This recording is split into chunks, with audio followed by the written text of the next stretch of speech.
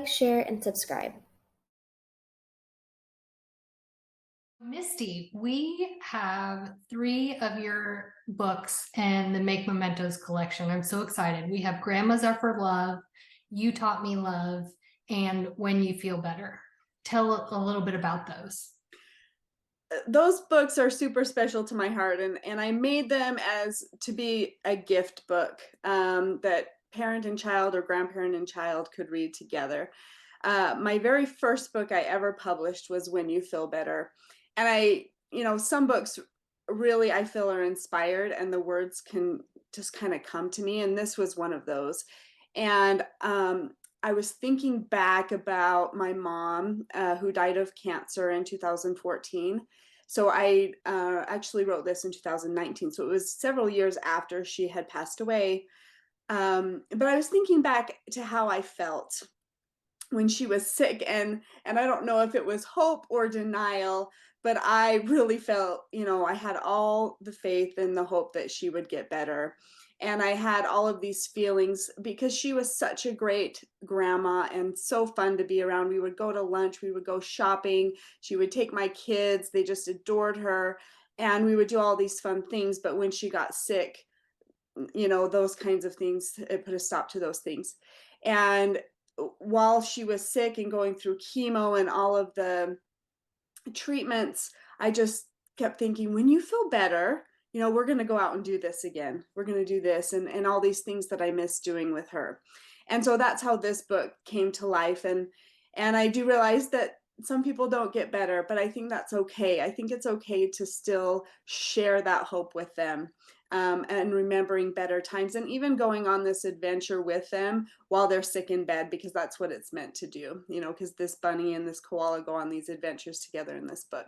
So that's what that book is about, and it's special to me because of that. And on the same note, I also wrote Grandmas Are for Love in honor of my mom. Like I said, she was such a good grandma, and she used to tell us, I became a mom so that I could become a grandma.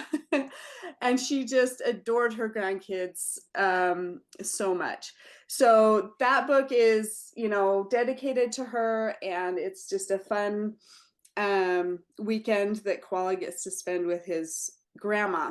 But what I really like about Grandmas Are for Love is in the back, I added a little letter that the grandchild can fill out and send to their grandma. And the reason I did that was because I wrote this and published it in 2020, and people weren't able to see their grandparents even if they lived close. A lot of grandparents live far, and they're used to that, or they're used to Zoom or whatever and letters or whatever. But grandparents that lived in the same area that we just were on lockdown, we couldn't go visit. And so that's why I added that. And then I also put in a list of get to know you questions that you grandparent and grandchild can ask each other, because I think it's so interesting to go back and learn more about what our grandparents' lives were. We know how they are now, we know who they are now, but we don't know what it was like for them way back when. And even my grandmother, who's still alive, I love hearing stories of, living in a 1-bedroom house, and she had an outhouse. Like, they didn't have running water. And this was down the street from where I live now. Like, the house is still there. So I love hearing stories about that. And I think it's important for kids to connect with their grandparents through the generations. And then I also included a family tree to kind of introduce kids to genealogy and the importance of that connection. So You Taught Me Love Before you is, get to You oh, Taught Me sure. Love, I just wanted to jump in about Grandmas Are for Love. We had been talking about adding that book to the Make Mementos collection, and I didn't find out until after you sent me the files for the book that all of that good stuff was in the back. I already knew that that title really fit in with what Make Mementos is all about, which is connecting grandparents with their grandchildren. But I absolutely love that you have those questions at the back, because I could not agree with you more. We know our grandparents as, our grandparents and who they are in that role, but there's so much more to who they are as individuals. And so I just think it's fantastic that, you have those questions in the back so kids can get to know their grandparents in a different way. And it gives them another way to interact, just to build those bonds of a grandparent-grandchild relationship. I just so love it. Just love it. Thank you. I agree. I think it's, sometimes hard for the children to connect with such an age gap, but when you have something to talk about, it brings up such interesting conversation. Okay, so do you want me to talk about You Taught Me Love now? Yeah. So You Taught Me Love is sort of a little I Love You More game that I played with my littlest one. So this is me and this is her, and she had just come back to, we had just been talking one day, and she was just coming back with the silliest things of what she loved me more than. And I can't remember. I think I put some of them in the book, but it was a more than I love you to the moon and back. It was, relating love to things that children can understand, like as soft as her koala, or as yummy as berries, or as bright as the sun, just things that kind of kids would think of, right? Because my daughter was saying things like this, and it's just not normal that adults would talk that way. So I wanted to capture that because I thought it was just so fun and so innocent, because they're trying to express their love. They don't know exactly how or what words to use. And so they're coming up with things that are familiar to them. And it's just a fun little game to play. And then at the end, it talks about, where she learned to love her so much, so anyway, that's just a fun book that's dear to my heart as well. All three of those books are very special to me. And I have so many questions. So first, talk about in Grandmas Are for Love and When You Feel Better, there's the koala character. Where did that come from? That's a good question. I think part of that came from my illustrator and I working together. I knew I wanted it to be animals. I wanted it to be something that kids of all ages and even adults could relate to, despite gender or race. So I wanted to use animals. I found somebody that I just loved her artwork, and we communicated back and forth, and we thought about which animals we thought would be just adorable to draw. So that kind of was a joint effort between me and her. So Can you show a page or two of one of the books, the inside? yeah, so this is the When You Feel Better. Ooh. So obviously he's giving him this gift, Right. made him this book. And so then they're going out and doing these adventures. And like I said, these are things that I had experience with my mom. So I had sent her a picture of our favorite camping spot. And, so she put kind of some fun things in the book for me. My parents and I went on a few cruises together, and we never got to see the Northern Lights, but I thought that one was fun to add. And again, a part of it was a collaboration between my artist and I. So, that makes it something that she enjoyed drawing as well. So you have written over 20 children's books. Well, I have 14 in English, 10 in Spanish, and then a few in various languages. But I am working on 3 or 4 more that should be published in English this year. So where do the ideas for the books come from? Besides the ones I've talked about, a lot of them are my kids. Like my daughter, she came out of the bathtub with just bubbles all over her head and a bubble beard and just dripping all over the floor, and it was the cutest thing. And so that's how Bubblehead, It's Time for Bed came about.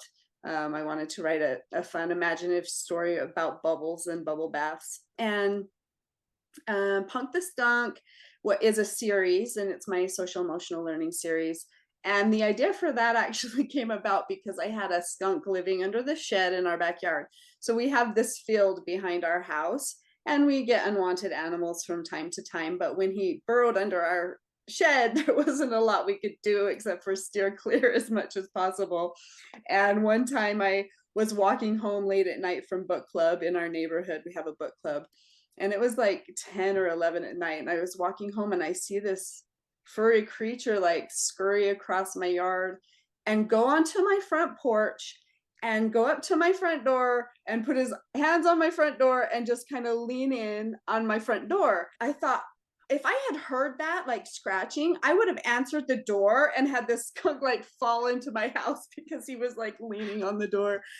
And my daughter was with me and we're going, what are we going to do? How are we going to get in the house? Because my husband was asleep and we only had a key to the front door. So I think she like threw a shoe at it or something. I don't know. And he scurried off and back under the shed. And I was like, that little punk, you know? And so I just wanted to write a little story about a character skunk who you're afraid of getting sprayed because that's what we were. We were like, we can't disturb this little guy. So um, we left the gate open after that, and eventually he made his way out. But I had all different animals in that, and then I wanted to just continue that series with different animals from each one. Welcome to Make Mementos, where we connect families through the power of storytelling for generations to come.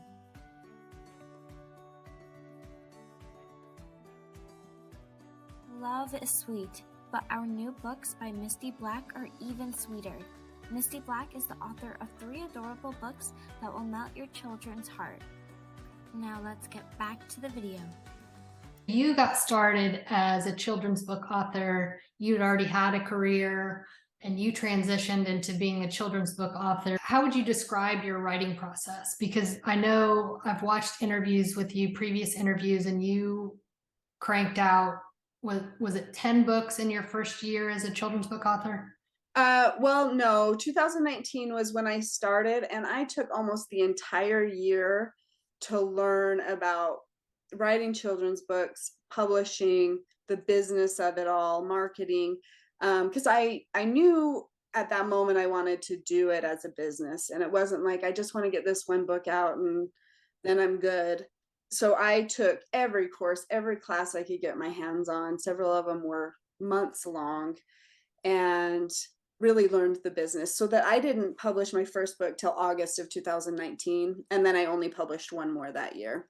It was the next year that I did 10, which was absolutely insane. I don't know how I did that. Other than I wasn't marketing all of the other books I have, and I do other things on the side now, like graphic design and formatting children's books, and author visits and author coaching. So I am doing that, and I wasn't, but man, doing 10 books in one year was insane. And I had 3 illustrators working for me at one time, you know, and it was a magical year. It was 2020, so I was stuck home anyway. My kids were home from school, and I was, you know, sort of homeschooling them. So we had, in my office, we had my desk, and then my son would use a corner of my desk, and my daughter would use a different desk, and we just all hung out in my office all day. And they did their homework, and I tried to get them, you know, keep them on task, and I did my work. And, you know, opening emails from illustrators was like Christmas. You know, you just open it up to this beautiful illustration, you just get so excited. And so that was my 2020. I in my office with my kids publishing children's books. So you can write, you don't have to have like a quiet space separate from everybody else. You're able to do it like with all kinds of I think other I do people. now because I'm used to it, but back then my daughter, I think, was in kindergarten, and up until that point, you know, I always had a child at home, or 2 or 3, and so I wasn't used to ever having quiet time. Now they're all in school, and probably now, yes. But I don't know. There were times when I did get away, and going to writing conferences and retreats, I would have time to myself. But like I said, a lot of those inspirations came from my kids. And so it was, you know, me watching them and coming up with ideas, and even asking them, like, what would you do in this situation? Or, you know, does this make sense to you? Or, they were a lot of help that way. So that was a good memory and a good year for me.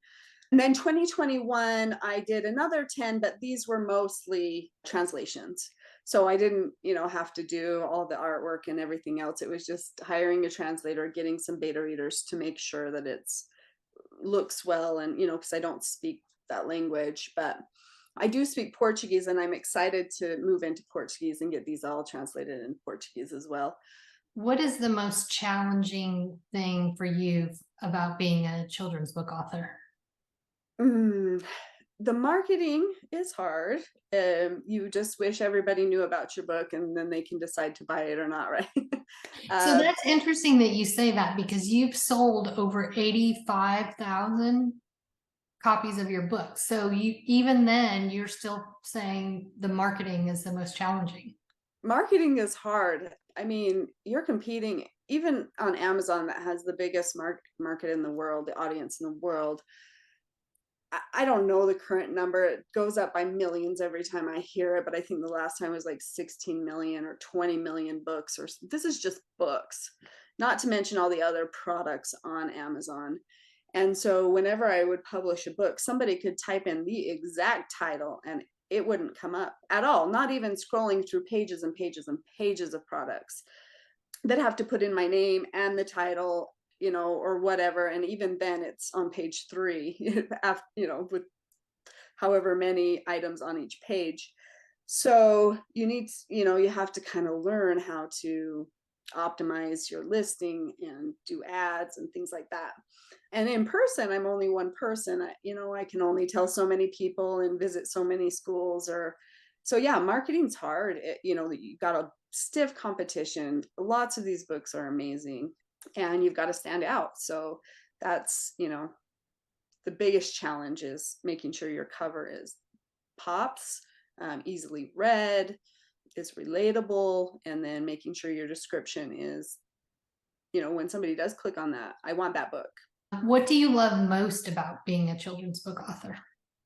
The writing and the creating. I do the graphic design and formatting, and that's the most fun for me, is putting it together and watching it come to life. I got a new illustration from my illustrator today, and I love it so much. Every one of them, I'm like, oh, it's amazing.